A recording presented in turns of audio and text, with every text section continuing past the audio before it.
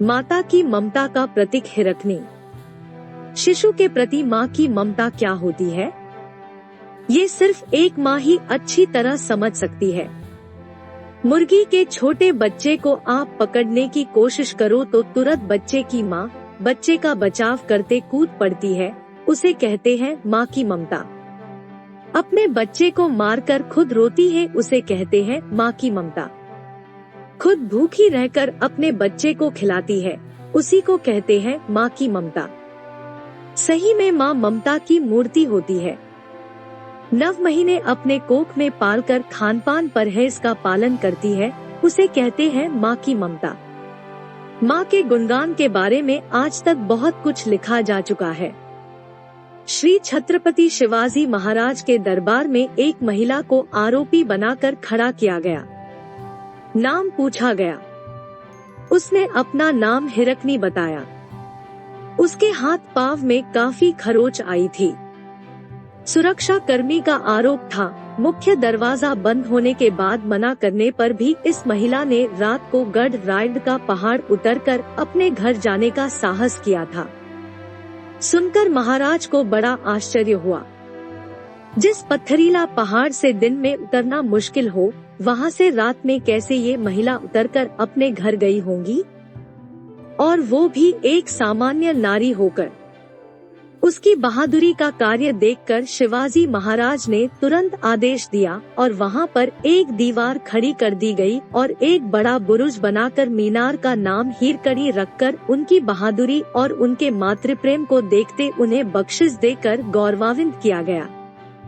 हिरकनी दूध बेचकर अपने परिवार का पालन करती थी। रोज शाम वो दूध बेचने अपने वाकुसरे गांव से ऊपर रायगढ़ किले में जाती थी। शिवाजी महाराज के आदेश अनुसार किले का मुख्य द्वार सूर्यास्त के बाद बंद किया जाता था और दूसरे दिन सुबह सूर्योदय के बाद खोला जाता था। उस दिन रोज की तरह हिरकनी को दूध बेचकर आने में देरी हो गई। तब तक किले का दरवाजा बंद हो चुका था। अब हिरकनी को किले के बाहर जाना नामुमकिन था।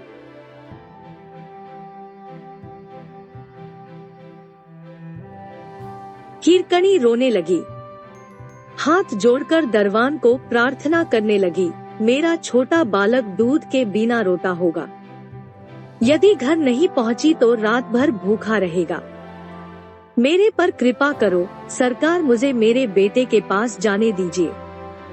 वो चौधार आंसू उसे रोती रही, आजीजी करती रहे, मगर सब व्यर्थ। दरवान ने उसकी बात नहीं मानी और राजा श्री शिवाजी जी महाराज के आदेश पर डटे रहे। फिर कुछ सोचा और बोला, दरवाजा फिर से खोलने का आदेश सिर्फ शिवाजी महाराज ही दे सकते हैं। आता आपको शिवाजी महाराज के पास लेकर चलते हैं, वो आपको ससम्मान आपके घर पहुंचाने को रक्षक भेजेंगे। मगर हिरकनी व्याकुल हो चुकी थी। उसे तो सिर्फ अपना छोटा बालक ही आँख के सामने नजर आ रहा था। वो पहरेदारों की नजर से बचकर भाग निकली। पहाड़ की ऊंचाई से नीचे तक की दूरी करीबन 4400 फीट थी। फिर भी उसने पहाड़ उतरकर रात को अपने घर जाने का फैसला किया। माँ की ममता ने उसका हौसला बढ़ाया, उसके वात्सल्य प्रेम ने नीचे उतरने पर मजबूर किया। वो नीचे उतरने लगी। उतरते समय कांटे की वजह साड़ी के चीथड़े चीथड़े हो गए, पूरे शरीर पर चोट लगी। फिर भी आँख में आंसुओं के साथ वो संभल कर नीचे उतरती रही।